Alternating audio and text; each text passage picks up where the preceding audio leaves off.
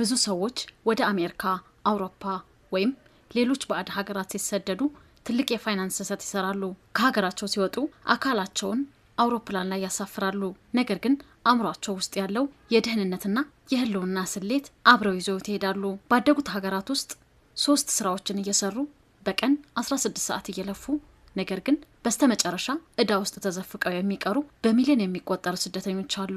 ለምን? ምክንያቱም የአሜሪካን ህልም የሚባለው ማትሪክስ ተራውን ህዝብ ምርጥና ታዛዥ ሰራተኛ ለማድረግ የተቀረጸው ወጥመድ ስለሆነ ነው። እነሱ ካፒታልን ለማባዛት በተሰራ ዘመናዊ ሲስተም ውስጥ አሁንም የድሮውን በጉልበት ለፍቶ የማግኘት ስትራቴጂ ይጠቀማሉ። እንኳን ወደ ፀሐይ በደህና መጣችሁ። የነገን ቢሊዮነሮች ኢንቨስተሮችና የ1% አሸናፊዎች እውቅናና መነሻ ወደሚያገኙበት ስፍራ። በአዲስ ሀገራት ውስጥ ሀብት መገንባት ማለት ብዙ ሰዓት መስራት ማለት አይደለም። የሀገሪቱ የፋይናንስ ቋንቋ፣ የክሬዲት ሲስተምና የታክሲ ህግጋት መረዳት ማለት ነው። ዛሬ በዚህ እጅግ ጥልቅ የፋይናንስ ማስተር ክላስ ተራውን ስደተኛ ከ1% ስኬታማ የውጭ ሀገር ዜጎች የሚለዩትን የፋይናንስና የካፒታል ስትራቴጂዎች በጥልቀት እንመረምራለን። የሰራተኛህን አስተሳሰብ አውልቀህ ጣል፣ ከህልውና ሩጫ ውጣ እና የካፒታል ማትሪክሱን ወደምትቆጣጠርበት ጥበብ አብረህን ግባ። 1. ክሬዲት እንደ መሳሪያ መጠቀም። በታዳጊ ሀገራት ባህል ውስጥ ዕዳ መጥፎ ነገር ነው። ዕዳ ማለት ውርደት፣ ጭንቀትና ኪሳራ ተደርጎ ነው የሚወሰደው።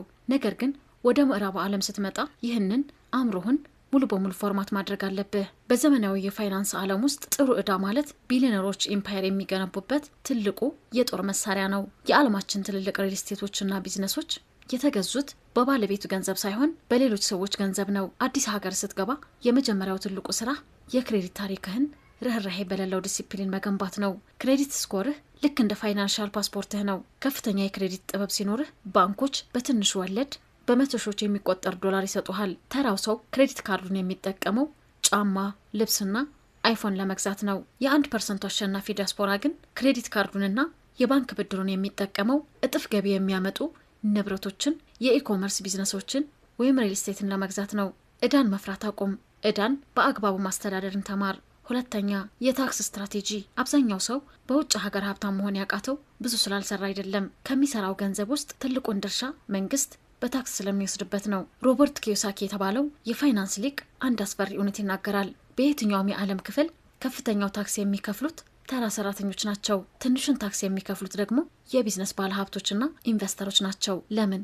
ህጉ የተሰራው ካፒታልንና ስራን ለሚፈጥሩ ሰዎች እንዲያደላ ተደርጎ ስለሆነ። እንደ ስደተኛ ገቢህ ማደግ ሲጀምር በግል ስምህ መንቀሳቀስ ማቆም አለብህ። ራስህን ወደ ህጋዊ ድርጅት ቀይር።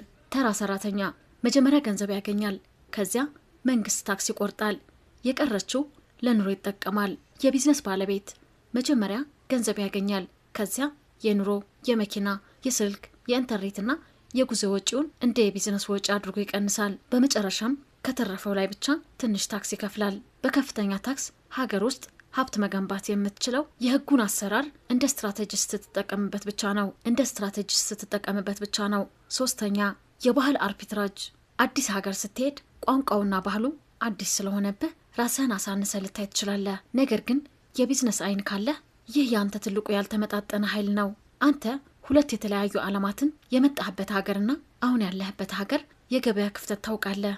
ይህ የባህል አርቢትራጅ ይባላል። አሜሪካዊው ወይም አውሮፓዊው ዜጋ ያንተን የመጣህበትን ሀገር ገበያ ያውቀውም። የአሸናፊዎች አእምሮ ያለው ኢንቨስተር ባደገው ሀገር ላይ ያለው ዘመናዊ ቴክኖሎጂ ወስዶ መፍትሄው ገና ላልደረሰበትና ለሚያውቀው ለትውልድ ሀገሩ ገበያ ያቀርባል። አሊያም በትውልድ ሀገሩ ያለውን እጅግ ርካሽ የሰው ኃይል ባደጉት ሀገራት ውስጥ ካሉ ከፍተኛ ክፍያ ከሚካፈሉ ኮርፖሬሽኖች ጋር ያገኛል። አንተ ድልድይ ነህ። 2 የተለያዩ ኢኮኖሚዎችን የሚያገናኝ ድልድይ መሆን ደግሞ በቢዝነስ ዓለም እጅግ ከፍተኛ የትርፍ ህዳግ ያለው ስራ ነው። ስደተኛ መሆንህ እንደ ደካማነት ሳይሆን እንደ ግሎባል የቢዝነስ ካፒታል ተጠቀመበት። 4. አዲሱ ሪል ስቴት ዲጂታል ኢምፓየር መገንባት። የቀድሞ ትውልድ ስደተኞች ትልቁ ህልማቸው አንድ ቤት ገዝቶ የባንክ ዕዳ እየከፈለ መኖር ነበር። ቤት መግዛት ጥሩ ነው፣ ነገር ግን ቤትህ ዕዳ እንጂ ወደ ኪስህ ገንዘብ የሚያስገባ አይደለም። የ1%ቱ ዘመናዊ አሸናፊዎች የሚያተኩሩት በዲጂታል ሪል ስቴት ላይ ነው። ይህ ማለት ነው ፊዚካል ቤት ለመገንባት በ100 ሺዎች የሚቆጠሩ ዶላርና የ30 ዓመት ዕዳ ያስፈልግሃል። ነገር ግን ትርፋማ የኢኮሜርስ ስቶር፣ ወርሃዊ ክፍያ የሚያስገኝ የሶፍትዌር ሲስተም አሊያም ትልቅ ተከታይ ያለው የዩቲዩብ ወይም የሚዲያ ቻናል መገንባት። እነዚህ አነስተኛ ካፒታል የሚጠይቁ ነገር ግን ዓለም አቀፍ ደንበኞችን የሚያስተናግዱ ዲጂታል ሪል ስቴቶች ናቸው። የዲጂታል ቢዝነስ ትርፍ ህዳግ ከማንኛውም ፊዚካል ሱቅ ወይም ሪል ስቴት በ10 እጥፍ ይበልጣል። 5ኛ የመልህቅና ሸራ የፋይናንስ ሞዴል። ሀብት ማከማቸት ስትጀምር ገንዘብህን የት ነው ኢንቨስት የማደርገው? የ1% ልሂቃን የሚጠቀሙበት የመልህቅና ሸራ የተባለው የፖርትፎሊዮ ስትራቴጂ ነው።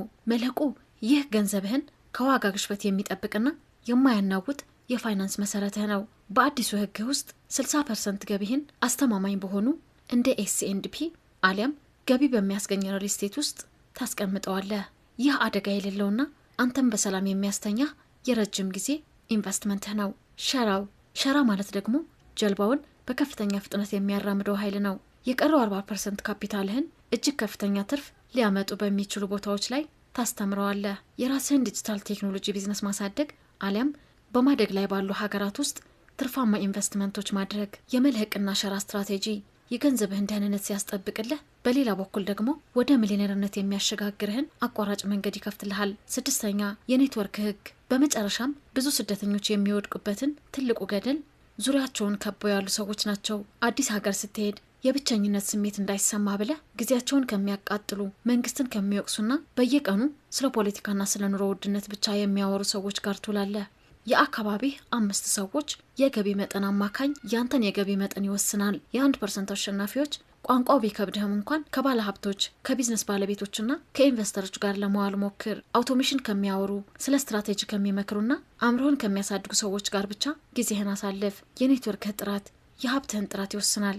የፀሐይ ቤተሰቦች ባደገ ኢኮኖሚ ውስጥ ልታደርገው የምትችለው ትልቁና 100% ትርፍ የሚያመጣው ኢንቨስትመንት በራስ አእምሮ ላይ የምታደርገው ኢንቨስትመንት ነው።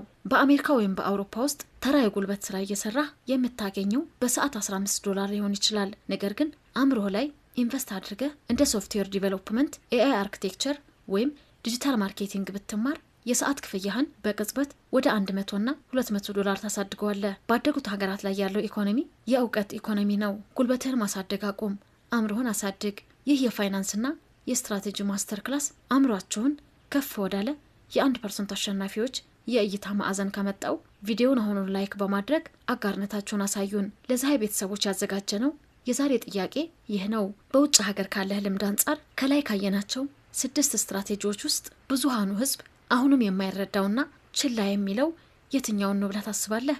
ሀሳብህን ከታች ኮሜንት ላይ አጋራን። አዳዲስ የቢዝነስ ስትራቴጂዎችን፣ የፋይናንስ ጥበብንና የኤሊቶችን የስነ ልቦና ሚስጥር ሁሌም ለማግኘት የፀሐይ ቻናላችንን አሁኑን ሰብስክራይብ በማድረግ የደወል ምልክቷን ይጫኑ። ህልውናን አቁም፣ ማትሪክሱ ተቆጣጠር እና ኤምፓየርህን ገንባ። ፀሐዮች ነን፣ አብረን እንደግ።